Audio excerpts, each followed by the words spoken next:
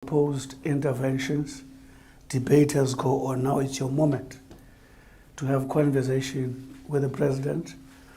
And at this point in time, Mr. President, I'll hand over to Mr. Cyril to actually conduct the choir. Cyril.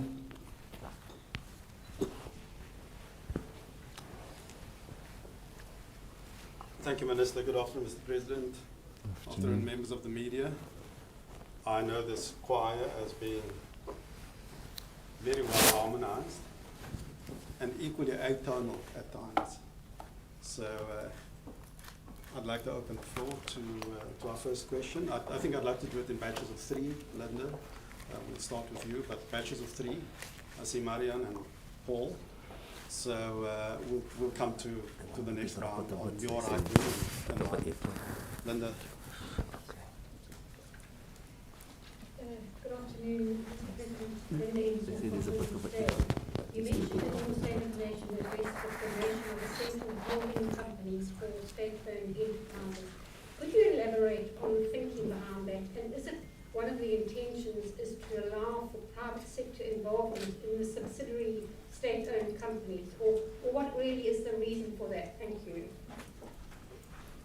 Marianne, Martin. Hi, good afternoon, Mr. President. Marianne from Daily Maverick. Would you take us into your confidence exactly what books you managed to buy at Class Bookshop yesterday? What? Thank you. What? Which Your books did you collection buy? of books that you acquired at Class Bookshop yesterday. Paul Becchiato. Good afternoon, Mr. President. Paul Becchiato from Bloomberg. You spoke to some degree on your advisors around you in the presidency. Generally, the cabinet is the president's advisory council and executive council in the highest decision-making form. So could you please explain to us the role of this extended advisory grouping that you have, and how are policy decisions and executive decisions then actually made? Thank you very much. Mr. President.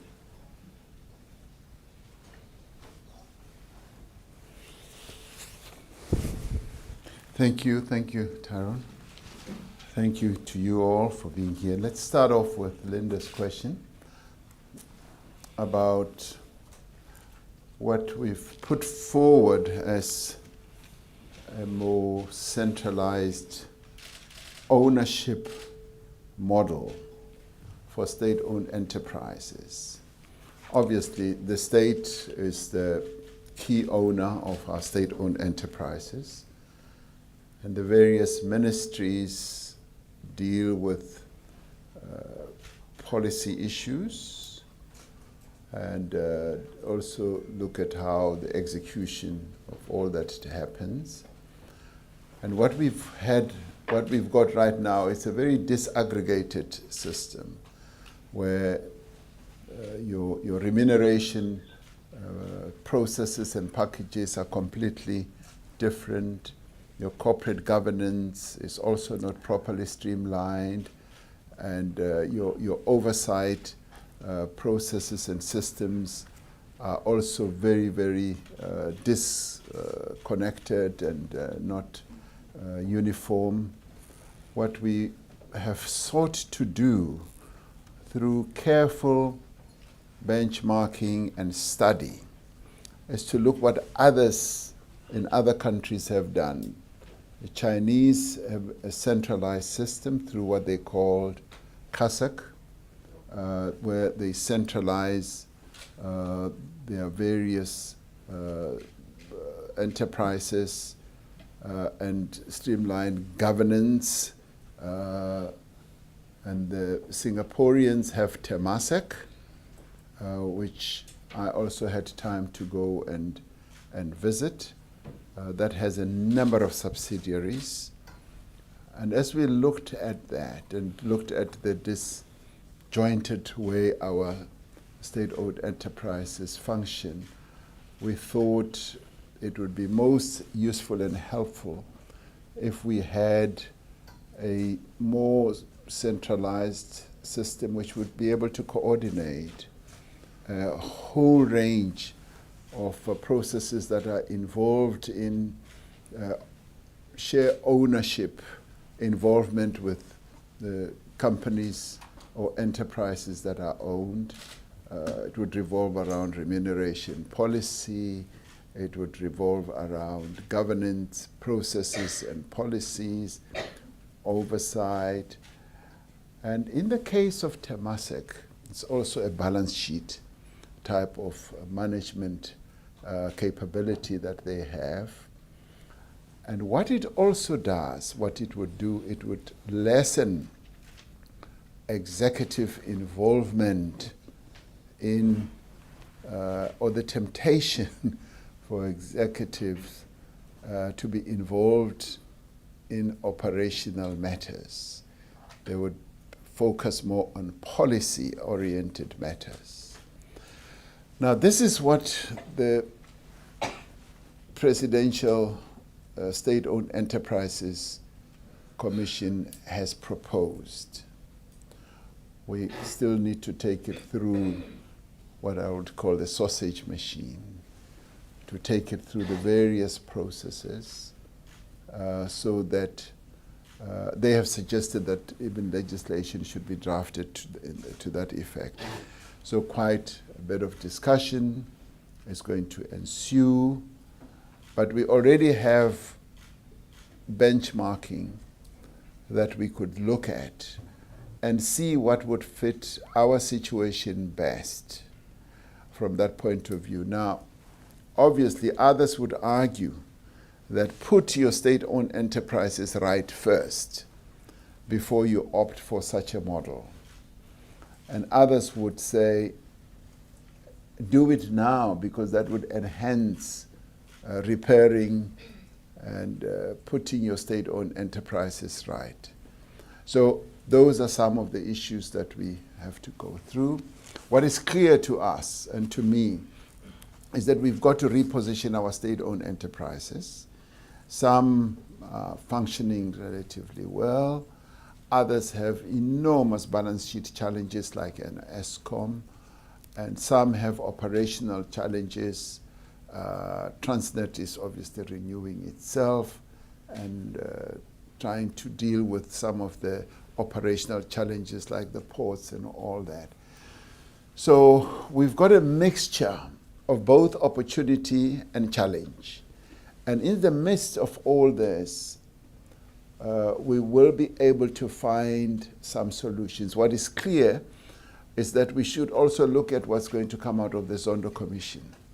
The Zondo Commission has looked at the malady of our state-owned enterprises, the way the state capture process destroyed not only the balance sheets, operational capability, but also destroyed talent because they denuded some of those state-owned enterprises of talent.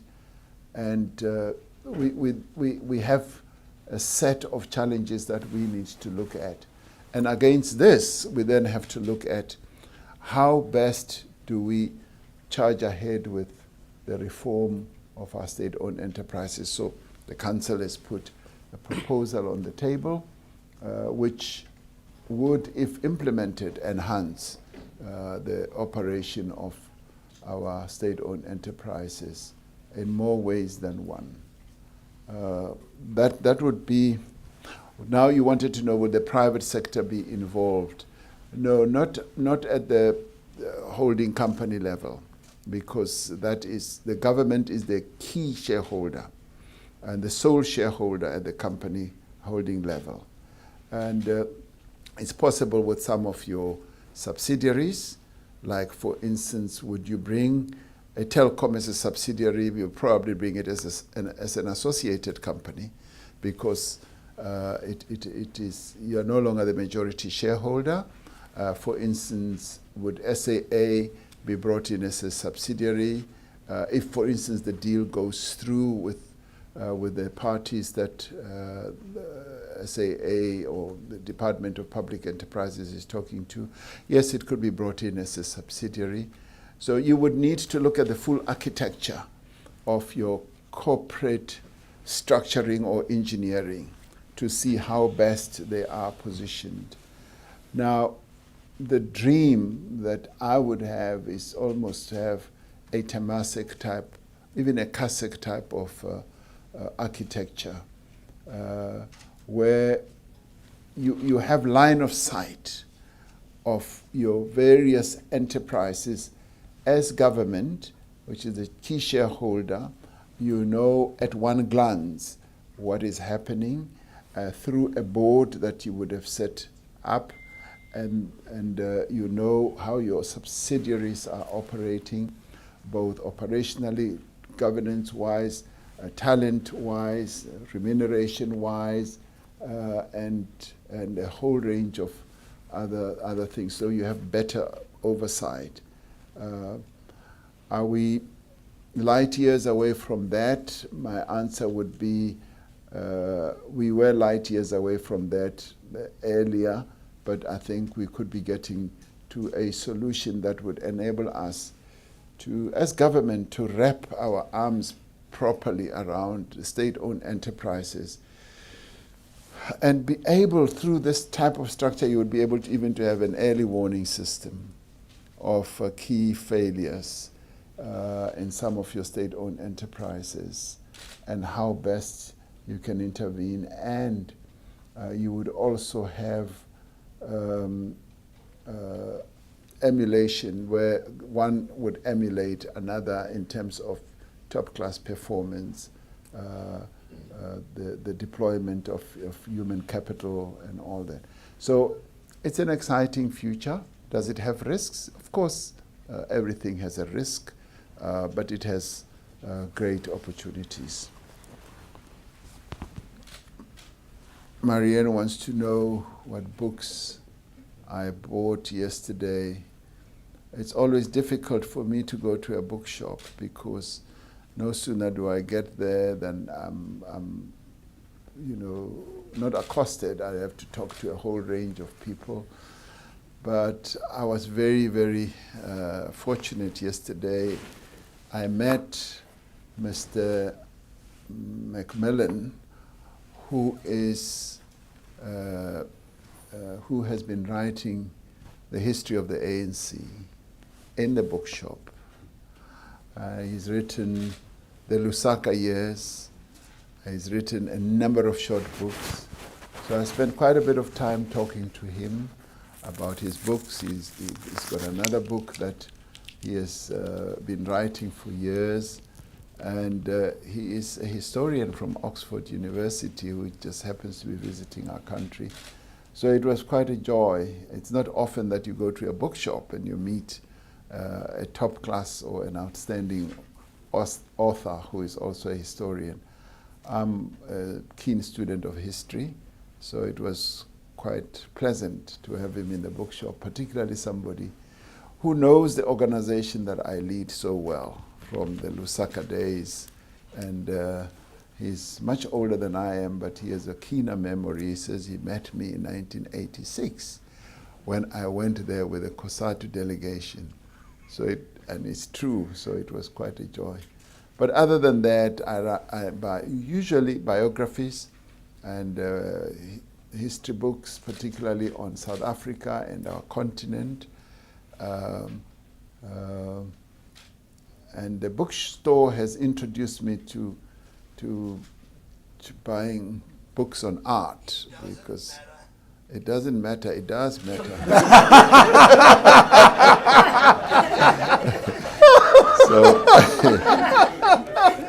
So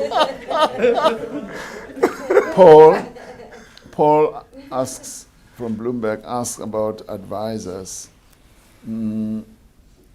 Every president has advisors. Now, the first line of your advisors are your cabinet, which is constitutionally inspired or delineated, because as president, I have to work with a whole number of colleagues, and the Constitution directs me to appoint ministers. So they are my advisors. But in addition to being my advisors as president, they also have set jobs. And so in the areas where they have set jobs like departments, they are the kingpin advisors, because they, by virtue of being deployed there, they should know everything about, say, water, human settlements, and so forth. So they are the first line of advisors that any president has. They are in, if you like, they are in the inner circle.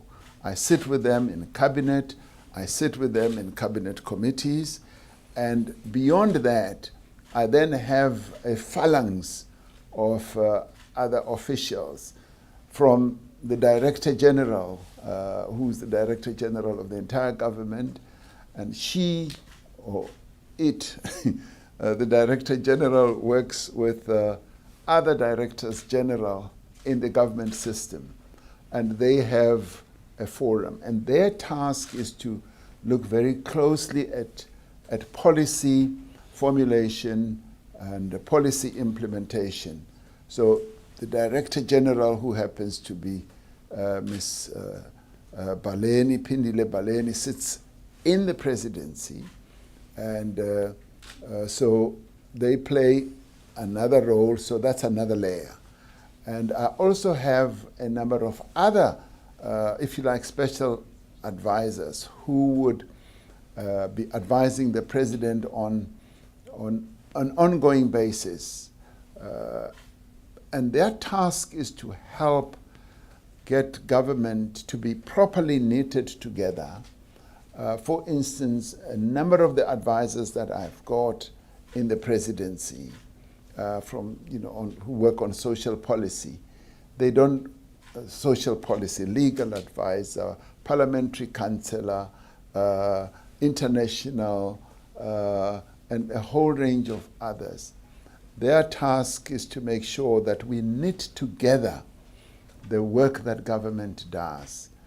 And we have now moved to ensuring that we see the presidency as being a collaboration nerve center of government, where we tie in all government departments to work together through the presidency. And that is why we set up the Vulindlela operation, working together with Treasury. That resides in the presidency, and through that we're then able to get many government departments to work together. We also have the Project Management Office, which is the PMO, which looks at specific projects that we embark on, which projects cannot be pursued on their own in various departments. They've got to be knitted together, and the presidency, which is this real center of government, pulls them all together and get government departments to collaborate. For instance, on the district development model, I have someone who does that through Minister Gungubele's office as well. They ensure that this concept that we came up with of the district development model is properly implemented. So I have a variety of colleagues and people that strengthen the work of the presidency, working together with the deputy president, of course. But we have another added pillar, which is the DPME, monitoring and evaluation, which is supervised by Minister Gungubele. So that whole combination of individuals, and in some cases, like institutions, if you like, helps us. Now, over and above that, I have, to strengthen everything that we do, also appointed a number of outside advisors. On climate change, we appointed a commission that advises, and that they do excellent work. The type of work that we would never be able to have time to do, working together with the Department of Environmental Affairs. We've got the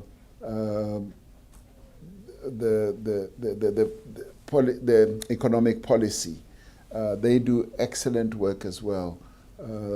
working together with Treasury. So the SOE Council would work together with DPME, Department of Public Enterprises. And the strength with that is to be able in government to bring in people who are not necessarily active in government on an ongoing basis, to bring in, as they say in the classics, fresh blood, fresh thinking, and new ideas that are brought to bear on the work that we do in government. So I find this a wonderful combination, a really excellent cocktail of wonderful ideas, wonderful talent, meshed together to produce the type of progress that we are beginning to see in the work that we do. That's what we do. Thank you, President. I think I saw Wendell earlier, Mike. Christian. So Wendell, Mike, Christian. WMC.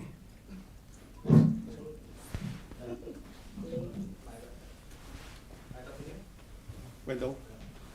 Thanks, President Wendell from Reuters.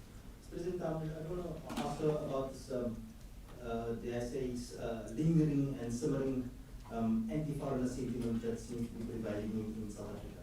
Are you concerned that there is a potential risk of flare-up of xenophobic violence in South Africa? Given and here, perhaps Minister Bugubele can also respond after you responded. Has the security apparatus flagged anything at this stage? How concerned are you guys?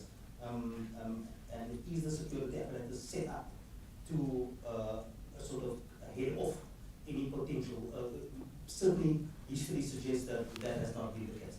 And I want to take a little bit further. There have been reports that the government is considering to reserve jobs for South Africans, given the high unemployment rate, given the impact of COVID. Is that indeed the case? And is that allowed in terms of domestic legislation? Can we reserve jobs for South Africans to the detriment of foreign workers, whether they be skilled or unskilled? Your thoughts on that, please, Mr. President? Mark. Mr. President, Mike Bone from Bloomberg. Mr. President, we understand you due to travel to Dubai next month to attend the Expo. Will you be raising the issue of the extradition of the Guptas when you are there with the leadership there, given the central role that Judge Zondo has identified that they played in state capture in his second report? And are you satisfied with the level of cooperation you've been getting from the Emirati authorities in helping the Mr. President, this is Christian Duplessis from Netwerk 24. Mr. President, the report about the July unrest found that the National Security Council, which you chair, did not meet regularly before the unrest. Why was this the case? And do you think that if they met more regularly, the unrest could have been prevented? Secondly, do you see yourself more as a capitalist or more as a socialist? The last question is, what is your opinion involving the situation between Russia and Ukraine and NATO? Thank you.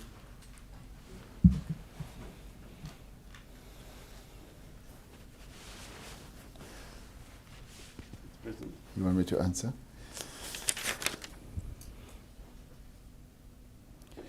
From Wendell about the anti-foreigner sentiment. Obviously, we are keeping a watchful eye on the way that people are responding to the presence of people from other countries in our own country. And we have made it clear that, one, as South Africans, we are not xenophobic. We do not hate or people from other countries. And in fact, we embrace people from other countries. And the migration of people is a historical process and event. People do move from one country to another. And it so happens that a number of people have moved to our country. And the number of South Africans have a concern that it's possible that these people are taking their jobs. And we believe that we need to address this issue with the sensitivity that it requires. There certainly is no need by the South Africans or for South Africans to take any action in their own hands. The people who have come here have either come in as either refugees, either economic or political, and we need to make sure that we never have any xenophobic sentiments displayed towards them.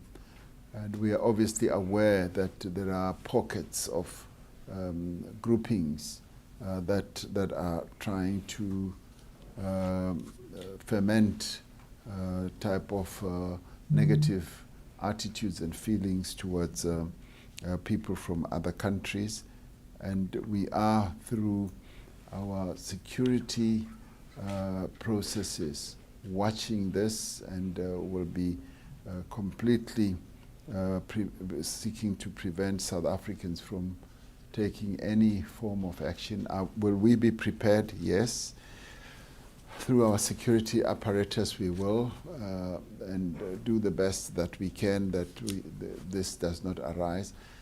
In the past, what we have also sought to do is to actually play a mediating role between those who may well have this sense of feeling towards people from other countries, and make sure that these things do not result into violence against people from various other countries. Do we want to reserve jobs? There are calls that, react like other countries have done. Other countries have said, in this type of jobs, no foreigners should be allowed. And in fact, many countries on the continent have done that.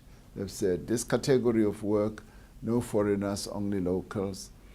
Now, there are voices that we should do the same here.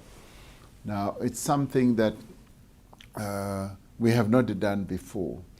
What we've sought to do, which we have now done, is to publish what we call the critical list, skills list rather.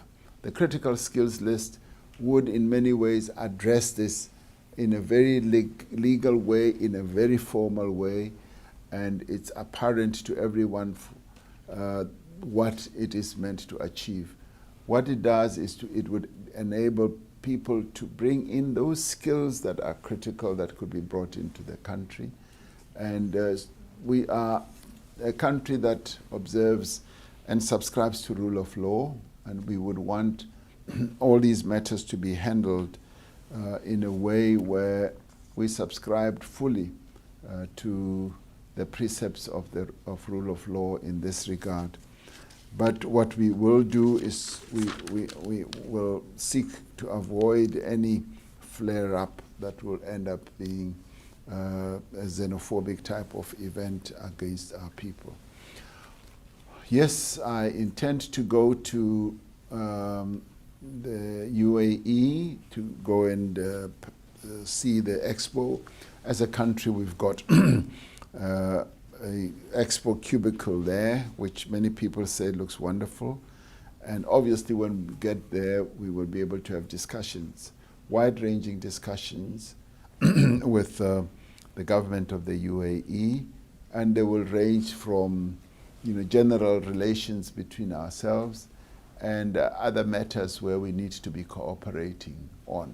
So have we received cooperation? We have, and some of our officials have been there to talk to them, including people from the NPA, and so the discussions continue to happen between ourselves and the people in the UAE. I do not right this minute have a full line of sight of where those discussions are, but certainly we will have a discussion on a wide range of issues. Christian wants to know if I'm a communist, socialist, or capitalist. Before that, you wanted to know about the NSC. The NSC was resuscitated or revived in the years that I've been president, felt the need, after it had not really met for quite a long time, that we should have the NSC. It so happens that, yes, the meetings have been erratic, as the panel observed. Would we have avoided the events that ensued on in July last year? I am not so sure, because the coordinated way that they happened, and also the way that they erupted with a great deal of surprise, may not have. But the one thing that we have now been doing, which I think the report also observes, is that the NSC is meeting and is discussing security matters, and some of the issues that I highlighted as security matters that we need to attend to are going to be supervised and actually properly looked at by the NSC. The Ukraine NATO conflict that's now unfolding is a matter that we are concerned about as South Africans. We've always believed that any conflict, any strife should be solved through discussion, dialogue, and where people collaborate. And in this case as well, we would call on the parties that are involved to step back and have thoroughgoing discussions so that those who might be feeling unsatisfied in the manner that things are unfolding can have an opportunity to outline their positions so that they are able to find solutions. My communists, socialists, or capitalists have always subscribed to what my organization stands for, which is having a mixed economy approach to the economy, where we do have very strong features of private sector as well as public sector, where you are able to mediate the two and find a very, very good outcome, because there are positives on both sides, and that is what I believe would be the full panacea for our economy. Thank you, Mr. President. We're now going to have some alphabetical extremes by going to Aisha and Ziada. Is there a third hand? MC. So we'll come to the other hands on my left. Aisha? Good day, Mr. President. I'm Aisha Ismail from ENCA. I have two very diverse questions. And the one is, when can we expect an announcement of the appointment of our new Chief Justice of the Constitutional Court? And secondly, as the President of the Republic of South Africa, what is the one thing that gives you sleepless nights about the current situation in South Africa? Good afternoon, Mr. President. It's Zianda from Newsroom Africa. Just to follow up on what my colleague said, last week, Mr. President, you basically apologized to the nation for what happened in the July unrest, and you had said that there would be changes made, to the leadership in the security cluster. When exactly is that happening, Mr. President? And who within your security cluster should take responsibility for the July unrest? I know that you said, there would be collective responsibility, but I think the implication of that is you're basically saying that everyone then is incompetent. So where exactly are you placing the blame for what basically that report described as an orgy of violence? Another startling revelation was made by your former defense minister, who had said that the National Security Council failed to sit for about 10 years, and it's only last year that it actually reconvened. I know you've just said that you revived it in your years as president, but when exactly did you revive this National Security Council? Because then that would place some responsibility on you as the Commander-in-Chief for not actually doing so. And just lastly, Mr. President, I think maybe it would be great for you to take us into your confidence about the state of your cabinet somewhat. At various points, your ministers have contradicted you basically publicly, whether we're talking about the former defense minister and the characterization of the July riots, or your tourism minister who was releasing late night statements contradicting your office. It would seem that there's no cohesion, the very cohesion that you say is necessary to run the country. So what exactly is taking place there? Thank you.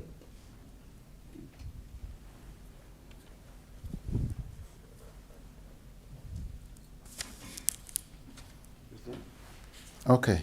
Is that answer? Geez, Yanda asked so many things. There's answer. That's what I'm here for. That's what you're here for. Ashra, you want to know when would I be taking decisions on the Chief Justice?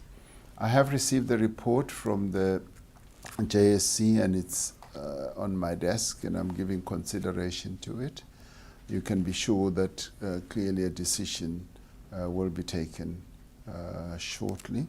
So that one is a decision pending which will happen soon. What keeps me awake at night, and I am seriously kept awake at night. I can tell. Is it that bad, eh? Yes, I think it's the state of our economy that keeps me awake, state of unemployment. It's a very difficult thing to have to countenance 11 million people out of work who are not economically engaged in any activity. That is enough to keep me awake at night. And it concerns me a great deal. Zianda wants to know about the changes that are likely to be announced. As I said, there would be. You will get to know when the announcement happens, which is going to be shortly. It will be happening shortly. Who should take responsibility? We did say, and I did say that I take the responsibility, and we take responsibility as a cabinet for the mishap.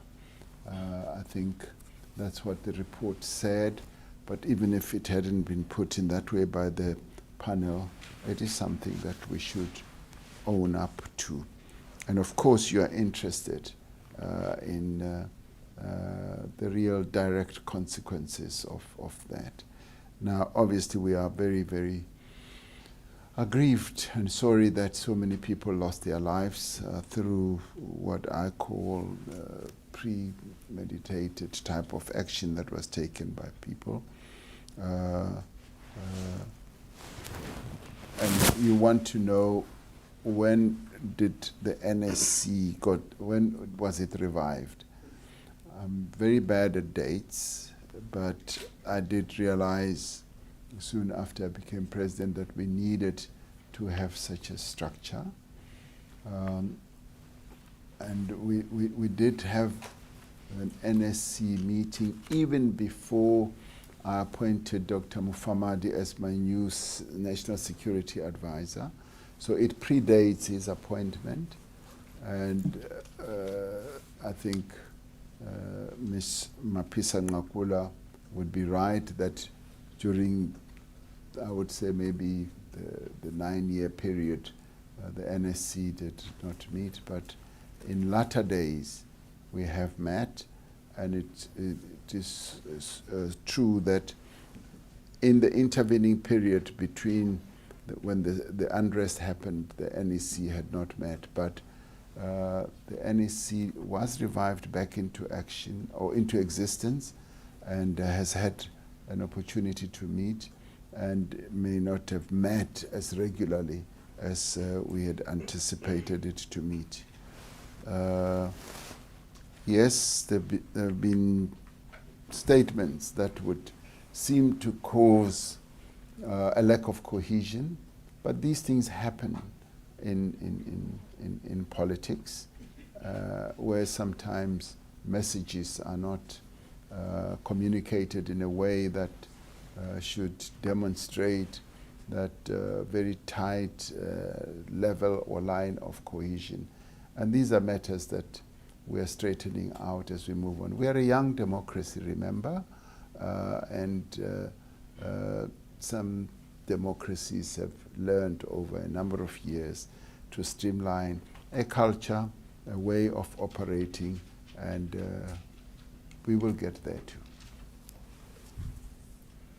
Our takers in this round are MC, Thabo Mokone and Jan de Lange, and we'll come back. Thanks. Marianne will do first time is first. Thanks. MC. Mr. President, regarding the panel appointment of the new Chief Justice, I don't see who's asked. Oh, okay. I would like to know what your view was of the exact mandate of the JSC in this regard. Were they delegated to put forth the name of a single preferred candidate? And now that they've done so, how bound do you feel yourself to be by that public recommendation? Or were they supposed to report more broadly on the relative merits of each candidate? And have you had your consultations with the political parties representatives? Thabo. Thank you, Chairman. Mr. President, my name is Thabo Mokone. I work for the Sunday Times. My question is linked to what you said in the SoNA around the looming changes you want to make within the state security apparatus. In your own analysis, what is wrong or what do you find to be problematic within the leadership in that space? And then linked to that, there's a public split that's currently going on between the Minister of Police and the National Commissioner. What's your take on that? How should that be resolved? Do they still have space, as far as you are concerned, in your security apparatus? Because seemingly you have two bulls in one cup. Jan de Lange. Mr. President, Jan de Lange from the opposite of Sunday Times report newspaper. One of the most intriguing things about state capture to me was the fact that the whole country more or less knew that something seriously was going on. It was discussed in Parliament on many occasions. But Parliament was not able to do anything about it. And I suppose the SoNA Commission will pronounce on it.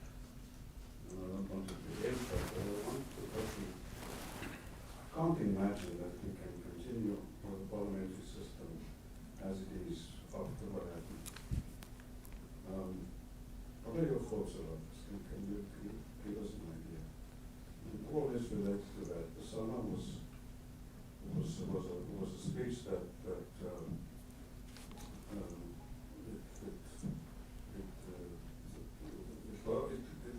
there was lots of positive reaction to it, and it signaled, it gave a signal that there may be a change in direction or a change in the way.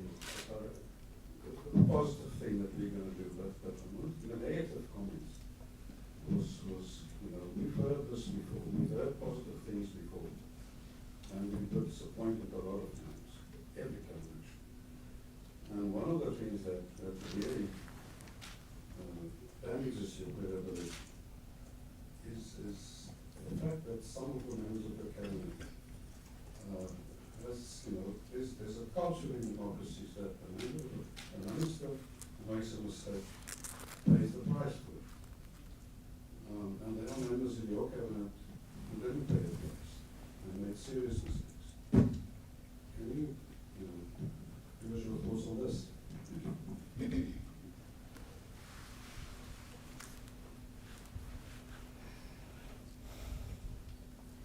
Okay, those are three questions. You want me to respond? It is MC, is it? Yes. The mandate of the JSC. In the past, what has ensued in the past is the JSC was often given one name, and they would then respond about the suitability of the candidate. We sought to ask the JSC, having gone through a sort of a public process, to see who would be most suitable, or who would be suitable, not necessarily the most suitable, but who would be suitable. So we literally expected a reply that would say, these are the names of the people that we've interviewed who we believe are suitable. They went over that, and they nominated a person. Now, that does not then detract from what the role of the president is. The president's role still remains that the president has the authority and the power in the end, after the various consultations with the JSC as well as the parties, to appoint a Chief Justice. That's where we are now. And that's precisely what we are giving consideration. I'm giving consideration to.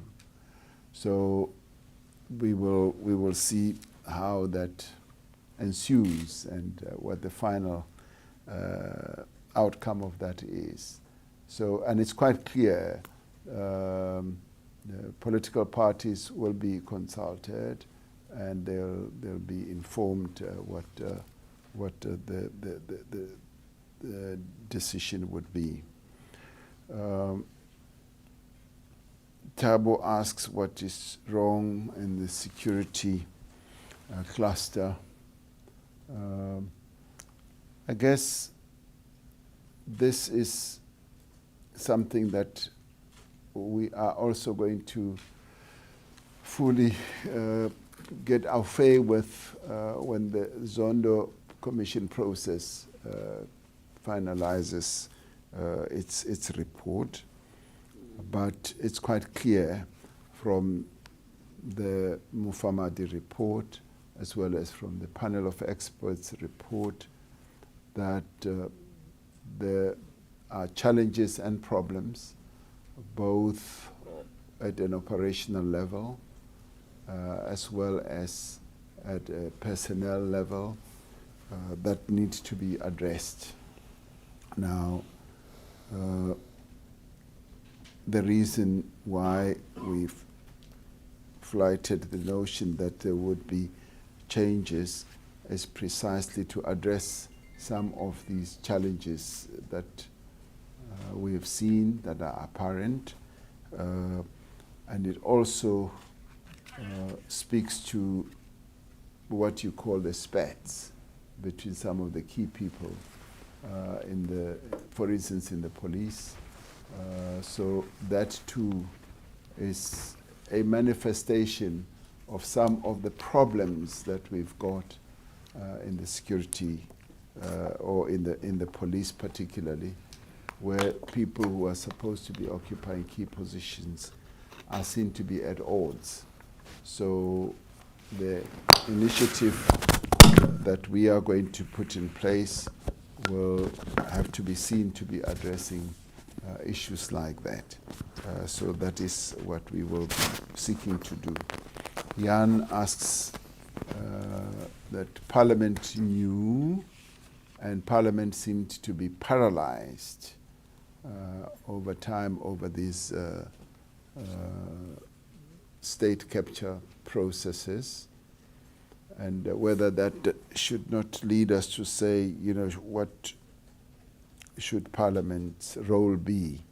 And clearly, I guess, once the full report of the Zondo Commission comes out, we're then going to be able, because he's going to opine on that, we're going to be able to see the extent to which, if any changes have to be made in the way things function, there should be that type of direction or outcome. And I would say here, and you yourself say, without preempting, we need to wait for that moment. And we don't have long to wait. It's going to happen soon. And then we will have the full report. And as I have said, we will then live up to our commitment that we will examine the full report and thereafter come up with our response, and which will also deal with how we're responding to the recommendations. You talk about a convention, that the normal convention is that when a minister has done something wrong, they should pay the price for what they have done wrong. And clearly, I mean, we are proceeding with this as we move on.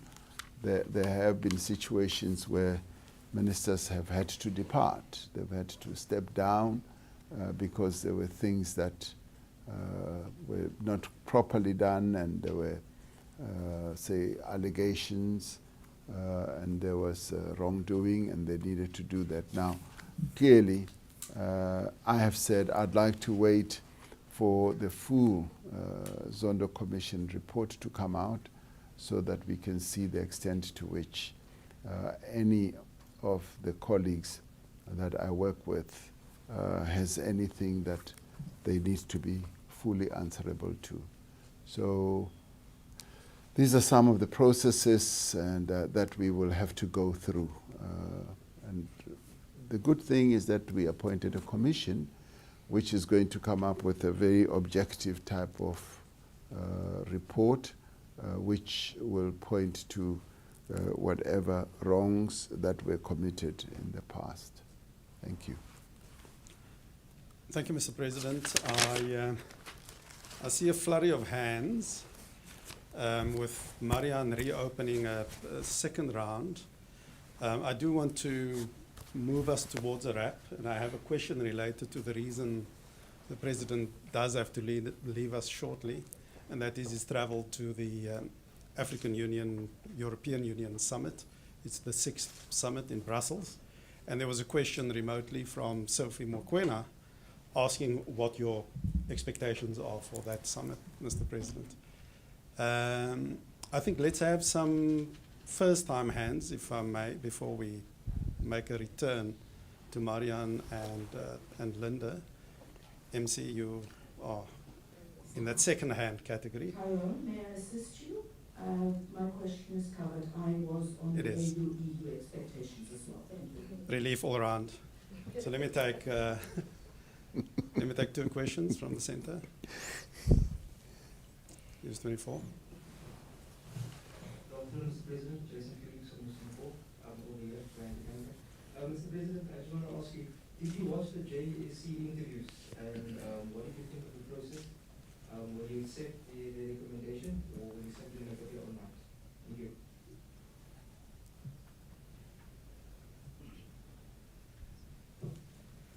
Good afternoon, Mr. President. Brianna Green from SABC. This evening, SCOPA will be meeting to deliberate on, response to their detailed questions. Now, if they resolve to call you to come and appear before them and for purposes of cross-examination, for lack of a better word, will you oblige, or will you wait until they summons you to come and appear? Lastly, with regard to the issue of the Chief Justice, in retrospect, do you think the process yielded what you had in mind, or it yielded unintended consequences? In the sense that your predecessors would nominate one candidate as mandated by the Constitution, but you sought to broaden the process. But if you have regard to what transpired and the recommendations of the JSC, now if you ignore that recommendation of the JSC, do you think that you'll run a risk of opening yourself to criticism, that you've missed the opportunity to appoint the first female Chief Justice of South Africa? Thanks, Vianney. Maybe close then with, if I may, Mr. President, the last three. So it's Sophie Mokoena on AU-EU, Linda round number 2, Ziyanda round number 2, and we call it an afternoon there. Thank you.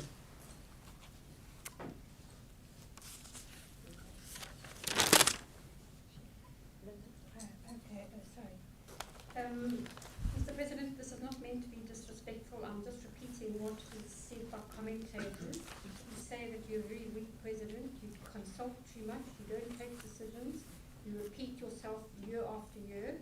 How would you respond? It's Yanda Ngobo again. I also have just been pointed, Mr. President, are there security concerns around you? Whether you're talking about being whisked away at January 8th or the ANC Women's League event, or even at the most recent State of the Nation address, how real are those threats? And Mr. President, why haven't you intervened in the escalating tensions between the National Police Commissioner and the National Police Minister, which even the report notes had a deadly cost? And also, Mr. President, you've mentioned the Mufamadi report, which you received in 2019. Don't you think that if you'd actually implemented some of the recommendations in that report, that you wouldn't have even had to appoint this most recent panel, and even, you know, the unrest could have been prevented? Thank you.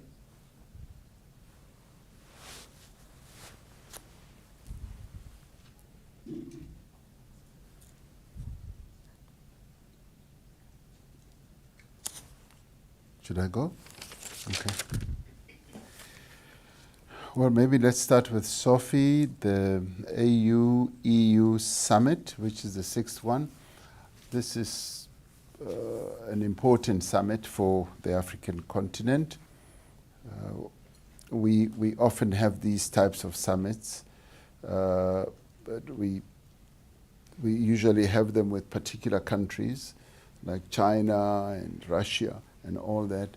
Now, this one is an important one because it's with the whole European continent, and we're going to be discussing some very important issues that have to do with economic growth on our continent and how well the European Union could play a supportive role in fostering economic growth on our continent, and to see the extent to which they have a role to play, both historically and going forward, in supporting Africa's growth and fostering economic investment in our continent. So that is top of the agenda, and also looking at our infrastructure development, the extent to which the EU would support the African continent in economic development and infrastructure rollout. We will also be looking at how we strengthen our health systems, particularly in the light of the COVID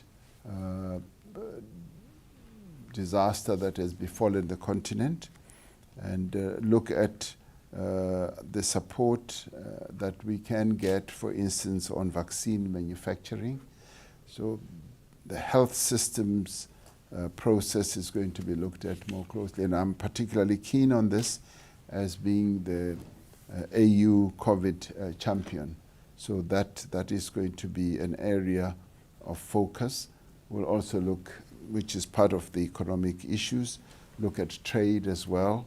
So all these matters are important in continuing to advance the AU agenda.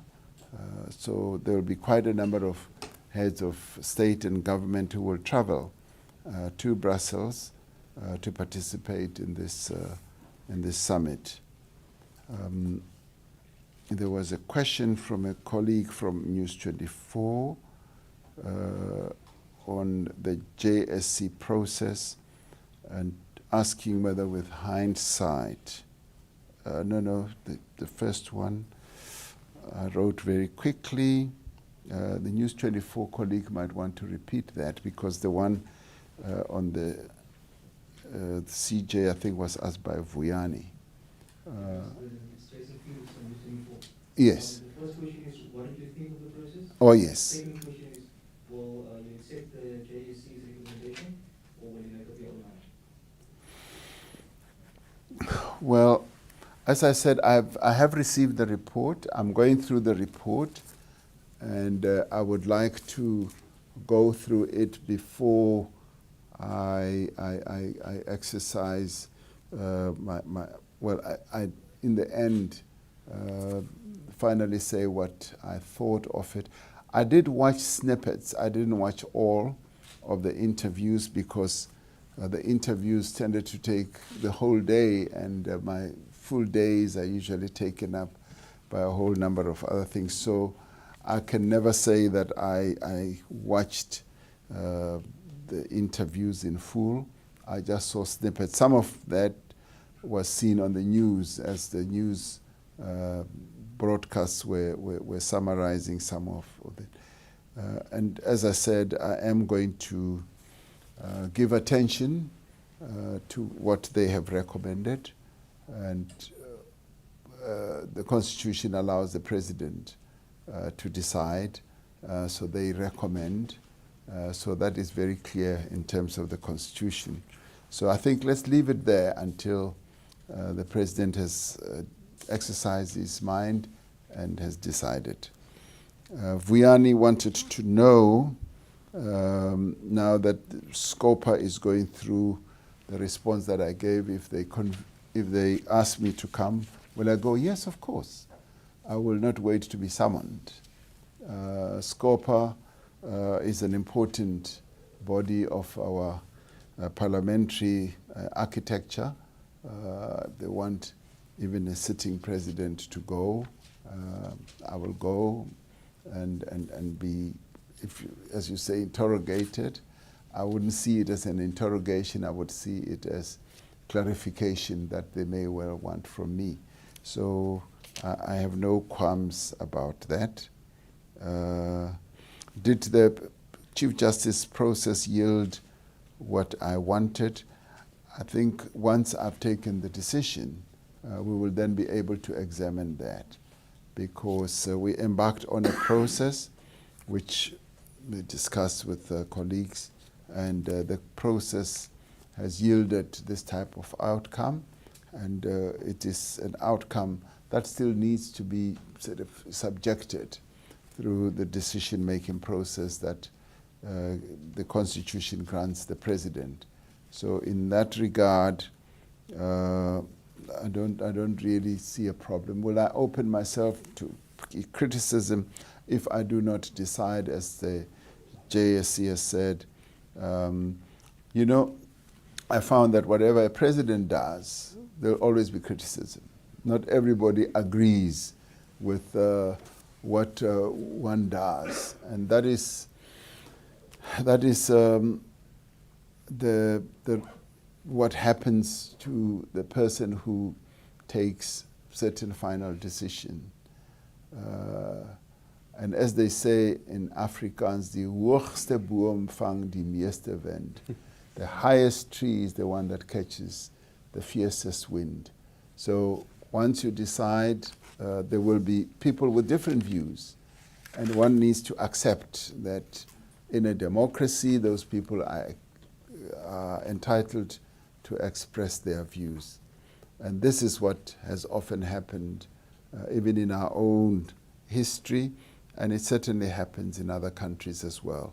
So you take decisions, and sometimes when you take decisions, you are damned, and sometimes when you don't take a decision, you are still damned. So that's par for the course, as they say in the classics.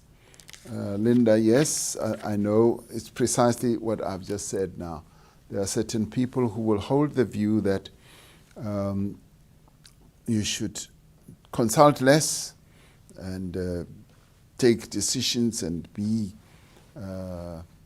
decisive and even dictatorial, and that makes you a strong president. And sometimes when you do, they say you are a dictatorial president. So it's there are horses for courses in all these things most of the time. What I have often said is that I'm here to do my work, and in doing my work, I possibly have my own way of doing it. And if on certain issues I consult and am consultative, that's great.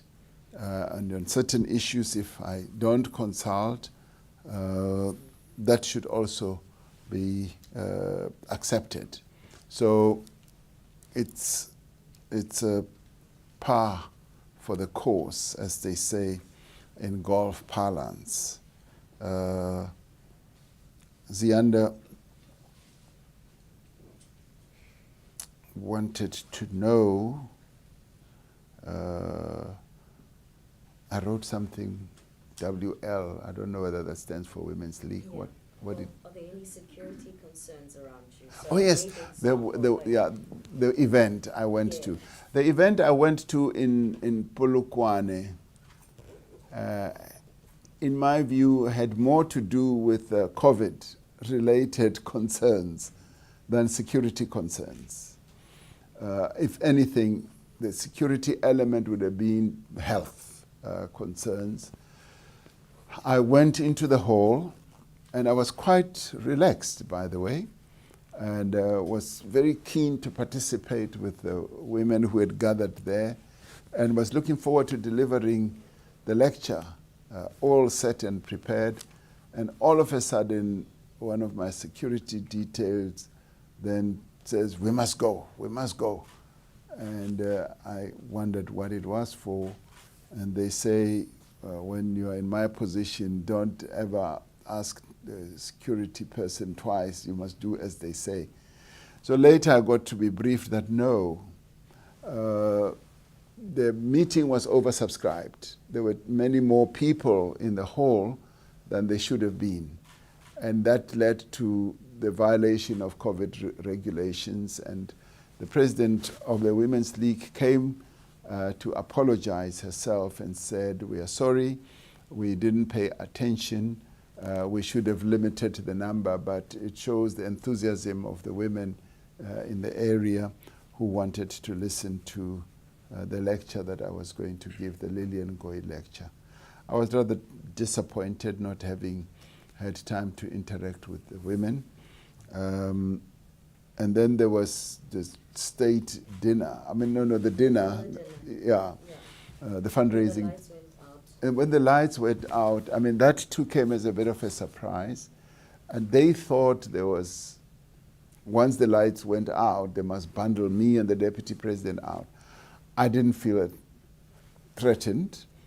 I regretted, and I was hungry. I wanted to eat. So they denied me of having a plate of food, and I was bundled away. I guess, there are people whose job is to look after the security of a person like myself, but I didn't feel threatened, and I didn't feel it was so much, it was a security risk at all.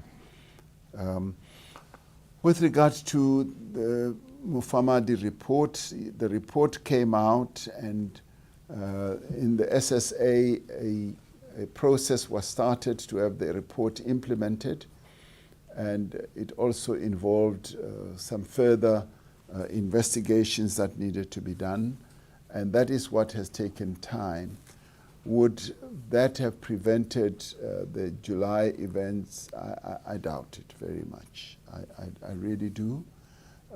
But of course, we are now more than committed to implement that report because the report contained a number of important recommendations that needed to be put in place. With us going forward now, with our eyes firmly on revamping our security, we will, as a nation, we are going to be implementing all that. The NSC is meeting more regularly, and it's going to be looking at everything that needs to be done to make sure that the security of our people and our country is properly managed and handled. Thank you. There was another question. Yes. Which was? The question was about the escalating tensions between the police Oh, yes. commissioner and the Yes. minister, and how that's obviously affected the operations of Yeah. the security cluster. Yes. Well, I thought I did answer that, but to the extent that you feel I didn't, it concerns me, and it's a matter that I'm paying attention to. Thank you. Thank you, Mr. President. Thank you, colleagues in the media. I would now like to invite Minister Kungubele to pass a vote of thanks and to bring the session to a close. Thank you, Minister. Vote of thanks to me, right? I agree, Mr. President. I forgot to do that. First, thank you for this opportunity to talk to the media community of your country. We thank you very much. We thank you, ladies and gentlemen, for this wonderful session. But as we close, I just wanted to share with you that I had a session with the President. The President has made undertaking that this year there will be regular sessions with yourselves. It's a question of coming with the dates, maybe twice a year or 4 times a year. But we're going to work on that. But on condition that one of the times will be a dinner where you don't discuss what you're discussing today. Talk about Barcelona, Kaizer Chiefs, Stars. That's one condition, that you will commit to that. I'm sure you accept that. Have a dinner with the President. Don't discuss COVID or the police situation. Just have a dinner with him as an ordinary South African. You agree? No, they like that. But he's extraordinary. A dinner once a month. Or a dinner with the President. But you'll be discussing with the President, who's a South African, who's also interested in discussing South African life in general. Thank you. Thank you, ladies and Thank you very gentlemen. much. Thank you very much. Thank you. Thank you.